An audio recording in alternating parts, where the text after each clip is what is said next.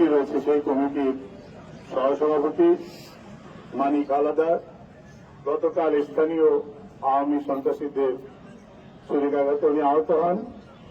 পরবর্তী পর্যায়ে চিকিৎসারত অবস্থায় বিকাল 4টার দিকে উনি শাহাদাত বরণ করেন।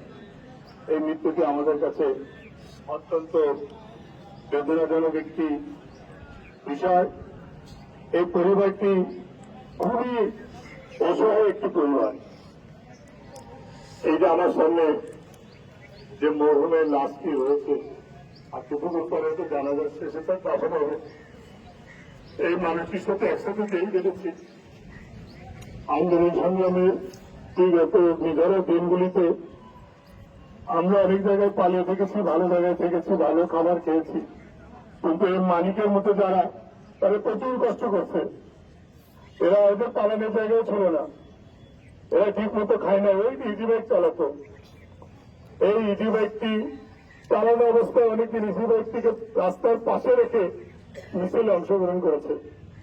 এইখানে যারা উপস্থিত হয়েছেন, যারা আন্দোলন সংগ্রামে যারা ছিলেন, তারা এক বাক্যে এই ছেলেটিকে সবাই ছিলেন এবং একটি নিরহংকারী আমি কোনোদিন শুনি নাই। আমি এই ওয়ার্ডে বসবাস করি, আমাদের এই ওয়ার্ডের বড় ভাইরা নেতৃবৃন্দ সবাই রয়েছে। এই ওয়ার্ডে সবারই একটি প্রত্যাশা ছিল যে বর্তমান সরকার পরিবর্তনের পরে কিছু একটা পেতে হবে। সবাই চায়, আমরাও চাই।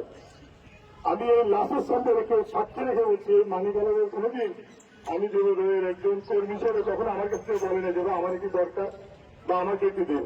কিন্তু অত্যন্ত দরিদ্র একটি পরিবার, মানে সরকারের কেন্দ্রের চাল, সেই চালটি নেওয়ার জন্য লাইনে দাঁড়িয়েছিল তার বৃদ্ধ মা।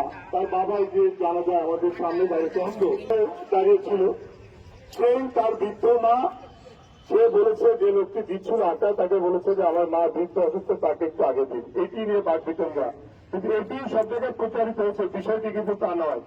আমি এখানে উপস্থিত নেতৃবৃন্দের কাছে একটি বিষয় অবগত করতে চাই এবং তাদেরকে জানাতে চাই, এই হত্যাকাণ্ডটি কিন্তু হঠাৎ করে ঘটে না, এটি কিন্তু একটু পূর্ব পরিকল্পিত হত্যাকাণ্ড।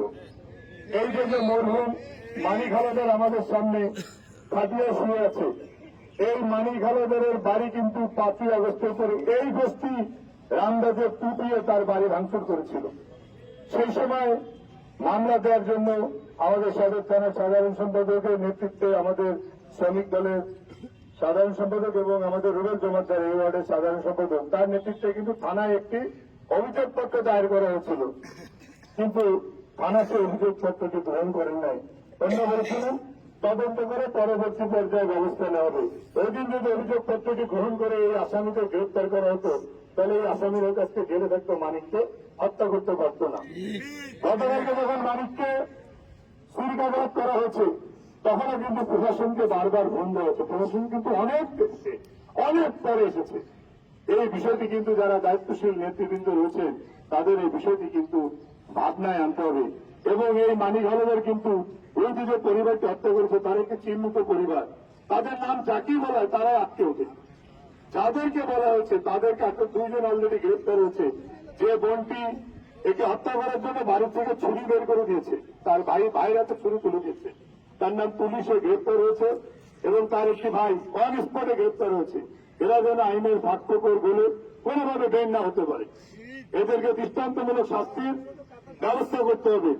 এবং প্রশাসনের যে সকল কর্তা ব্যক্তিরা অবহেলা করেছেন, আজকে আমাদের জানাজা পড়ার কথা ছিল না, 5 তারিখের পর আমরা কেন জানাজা পড়বো? আমাদের কর্মী আমরা আন্দোলন করেছিলাম, আমরা ভালো থাকবো, সুস্থ থাকবো।